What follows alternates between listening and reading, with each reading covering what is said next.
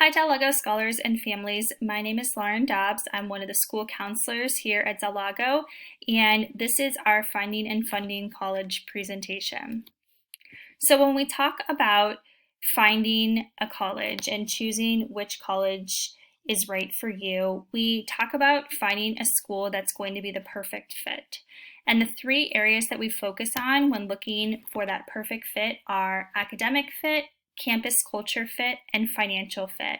So in the next few slides, we're going to go through each of those areas, starting with academic fit. So for academic fit, we're talking about the average GPA and the average ACT and SAT scores of students who are admitted to that college or university. Also, when you are looking at colleges, you want to make sure that the schools you're looking at offer the majors and minors that you're interested in. So at most schools, it is pretty easy to find what they consider their freshman profile. Some schools will call it their student profile. But at most schools, this information is fairly easy to find on their website. So here is information for all of the UC schools. So let's go to UC San Diego. So here you'll see how many students, and this is for the fall 2020 class. So how many students applied to UC San Diego, how many were admitted, and the average high school GPA, ACT, and SAT scores of the students they admitted for the fall 2020 class. So again, from this you can kind of see like, okay, if I'm a student who has maybe a 3.8 GPA, like I'm close to their average, but a little bit under. So this might be a bit of a reach school for me. But if I know my GPA is well in this range, then this is probably a school that I would have a good likelihood that I would be accepted there. So I'm going to show you, here's an example from USD, so University of San Diego. This is listed under their student body profile, and it gives information for their freshmen that were admitted. And so the average college prep GPA coming out of high school is a 3.93. Average SAT score is a 1274, and their average ACT composite score of freshmen that they admit is a 28.1. So again, for most schools, this information is fairly easy to find. And what that does is it helps you to start make this list. So we encourage students when they're looking at colleges and thinking about where they want to apply to 2 or 3 reach schools. So those may be highly selective schools. Those are schools where the students' average GPA and test scores are under those averages that the school normally admits. So again, when we had looked at UCSD, the average GPA of students that they admit is over a 4.0, so maybe a student has a 3.8. And so for them, UCSD would be considered a reach school. Then we encourage students to apply to 2 to 3 target schools. So these are schools that you're well qualified to attend, where your GPA and test scores are well within the average of what type of students they admit into their freshman class. And then we encourage students to have 1 or 2 safety schools. So this is a school where your GPA and test scores are possibly even above the averages. For many of our students, their safety school is a 2-year college, so something like Palomar College or Miracosta College, where that they know for sure they will be admitted. The next thing we focus on when we're helping students kind of narrow down what schools to apply to is the campus culture fit. So really thinking about the region of the country that you want to be in. Do you want to stay in California? Are you okay moving outside of the state? Do you want to be in an urban setting, maybe more of a suburban setting, or would you rather be in a rural setting? Are you interested in going to a large school or a small school? So here at Del Lago, our students have gotten to know their classmates, they've gotten to know their teachers really well, and we have more of that small school feel. Are you comfortable with that? Do you like that? Or would you rather be in a large school, maybe where you're going to be having a few more lecture classes, and maybe not those smaller classes that you would at a smaller college or university? Are you interested in playing sports in college? So either intercollegiate, so playing for the college, or just having the option to play certain intramural sports. So maybe not for competitive teams through the college, but just having more recreational opportunities to continue playing the sport that you really like.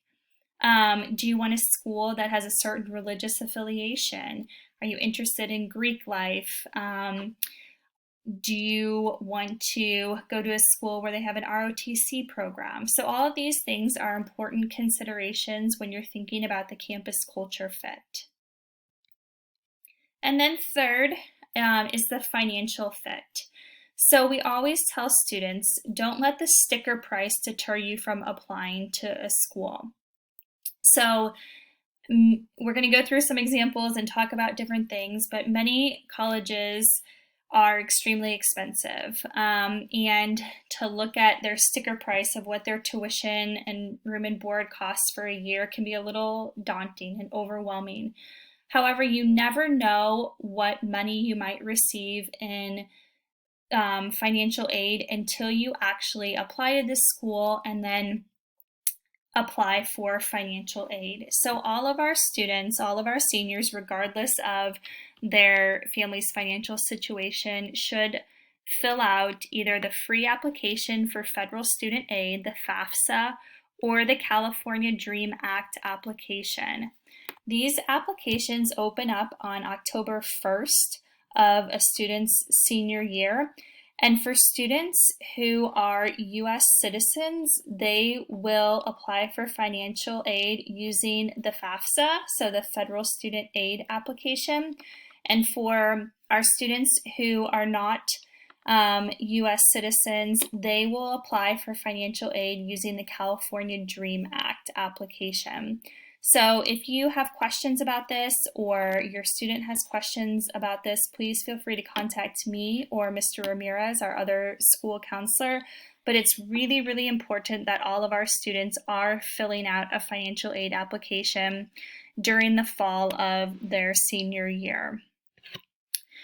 And then on top of financial aid that you might receive based on family's finances, there are also a lot of scholarships available for students to apply to. So this is a really good resource to use. This is our Del Lago scholarship database. And right now, this is still the one from last year, but it has really great information about places to start looking for scholarships,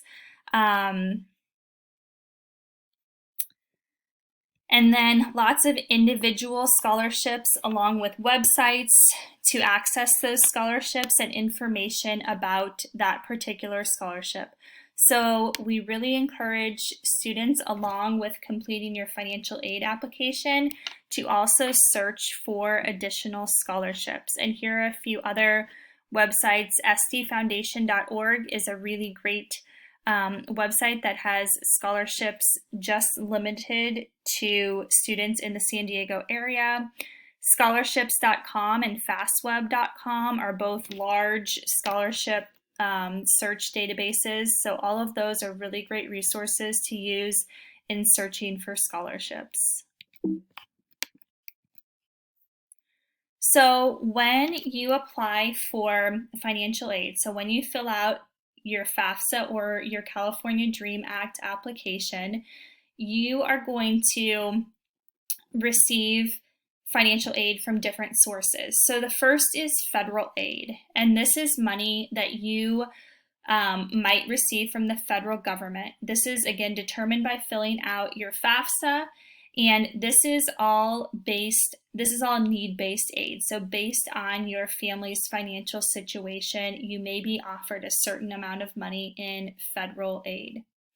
State aid comes from the California Student Aid Commission, and all students, we actually submit grade point averages for all of our students to the California Student Aid Commission each fall. Those have already been submitted for our seniors, and this determines if they qualify for Cal Grant awards. And so that is financial aid that's going to come directly from the state of California. Then some students will receive institutional aid, and so this is money provided directly from the college or university. This is money that they can offer to entice students to attend. So this could be possibly a sports scholarship. This could be money if they are interested in your musical talent or artistic talents. So this is money that you're going to get directly from the college if you're a student that they really want to be there at their school. So a good way to increase this amount of money is if you are in that mid-range of GPA and test scores, or in that upper range of GPA and test scores, you'll probably receive more money in institutional aid because you are kind of their target student that they really want to entice to come to their school. And then there's private aid. So this comes from corporations, religious organizations, professional and service organizations. And to receive this type of money, this usually comes in the form of scholarships. This usually requires an additional application or essay. So then we're going to talk a little bit about the difference between merit and need-based aid. So merit-based financial aid is based on academic performance during high school. So this takes into consideration students' GPA, ACT, and SAT scores. It could be based on athletic or artistic skills and is usually awarded directly from the college in the form of scholarships. Need-based financial aid, this is in order to qualify for this type of financial aid, they are going to take into consideration the assets and income of students and their family. And this is usually awarded in the form of grants, work study, or loans. And again, in order to qualify for this need-based financial aid, students do need to fill out a financial aid application. So either the FAFSA or the California Dream Act application. So what colleges do after you have filled out either your FAFSA or your California Dream Act application is they start looking at how much your family is able to contribute towards your college education.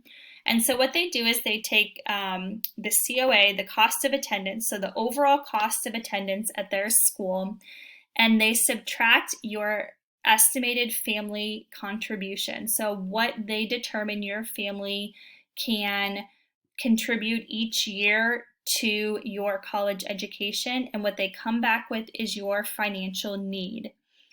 And so from there, they try and fill that financial need. So that can be done through all of these types of financial aid. So through scholarships, through grants, through work study, or through loans. So scholarships can be earned directly through the college or through other organizations. This is free money that does not need to be paid back. So scholarships are always something good to aim for. Grants, this is money that's usually offered by the federal and state government. Types of grants include the Pell Grant, the Cal Grant. Again, this is free money that you earn that does not need to be paid back, and grants are usually tied to financial need rather than merit aid. Then there's work study. So work study is a really great program, and as you are completing your financial aid application, they're going to ask if you're interested in applying for work study, and all of our students should say yes, they are interested in applying for work study. These are federally funded jobs on college campuses that help you pay for college. So basically, they find a job for you on your college campus, and the money that you earn doing that job goes directly to help you pay for your education. And then finally, there are loans. So these are offered by both the federal government and private institutions. This is money that you borrow to pay for college that you do need to pay back with interest. So when we're working with students, we always try and maximize the scholarships, the grants, the work study, the things that don't need to be paid back, and then minimize the amount of loans that students will need to take out in order to fund their college education. So when you receive your financial aid award from a college, it's probably pretty likely that they're going to offer you some type of loan. And so we always encourage students to look at taking out federal loans first before considering taking out private student loans. And again, in order to qualify for federal loans, you do have to fill out a FAFSA. But federal loans normally have lower interest rates and have more favorable repayment options than private student loans. The Stafford and the Perkins loans are federal loans given directly to the student, and they can come in either subsidized loans or unsubsidized loans. So the nice thing about subsidized loans is that the student's not responsible for making any payments until after they graduate. So the government pays the interest while the student is in school. So we always encourage students take out the subsidized loans first. And then after that, if you have to, take out unsubsidized loans. We call these the unfriendly loans because you are responsible for paying off all of the interest on these loans while you are still attending school.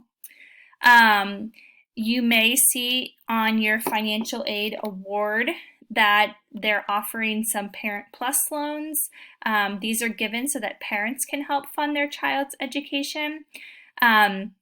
But a good rule of thumb when it comes to loans is don't take out more in loans than you expect to make in your first year's salary after college. So I'm sure you have all heard the stories of students graduating from college with hundreds of thousands of dollars in loan debt. We want to try and make sure that doesn't happen to our students. So sticking to that rule of thumb that being realistic about how much money you'll probably make right after you graduate from college and not taking out more in loans than you expect to make that first year working after college.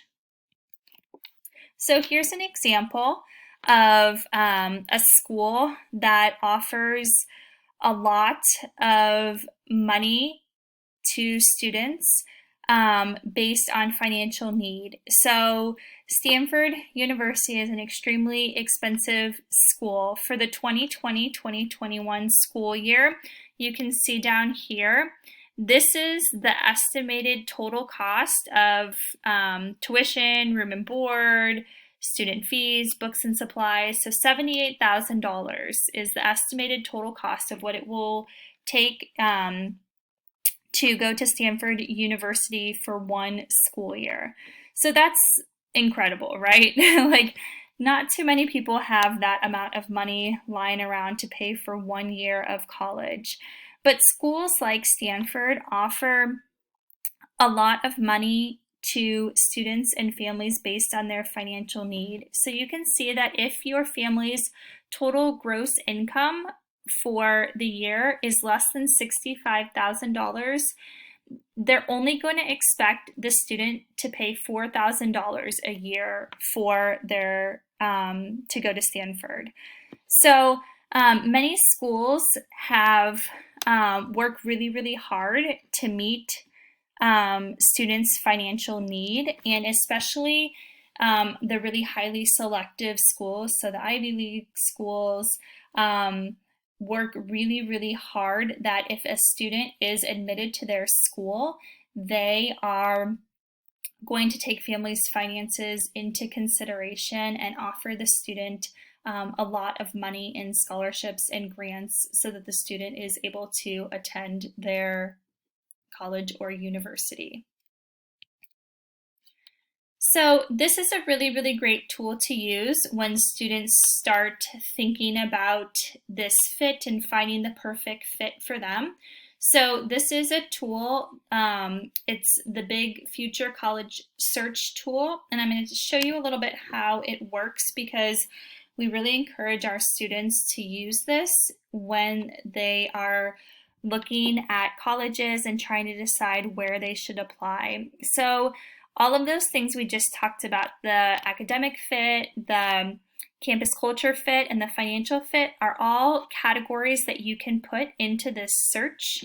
So for example, let's look at test scores. So you can put in how you did on the ACT and SAT. Now, most of our seniors this year do not have ACT and SAT test scores, and that is totally fine. Most colleges across the country have said that this year, for students entering college in the fall of 2021, they will not be requiring students to have ACT and SAT test scores.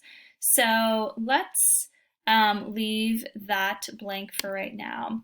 But say you're looking for a four-year college or university. It could be either public or private. Interested in going to a co-ed school. And let's search for schools in California. So let's look just at schools in California. And say I was interested in majoring in psychology.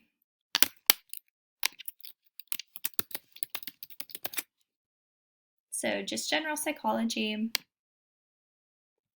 what you're going to see is that then you are given a list of results. So these are all the schools in the four-year public and private schools in the state of California that have a psychology major. Now you can make this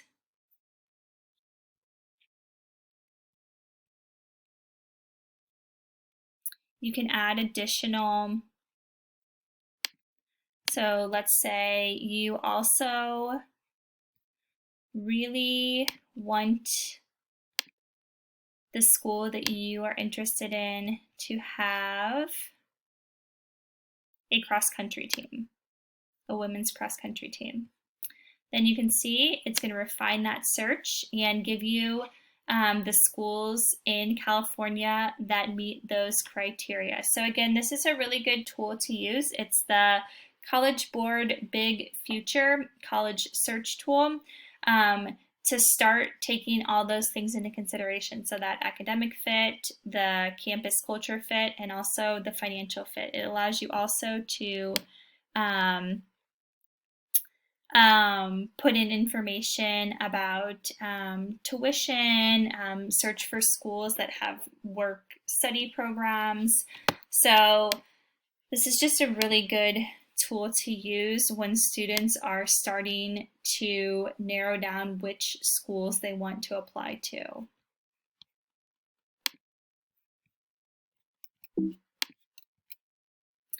And that is all that we have for that presentation. So my name again is Lauren Dobbs. I'm one of the school counselors here at Del Lago.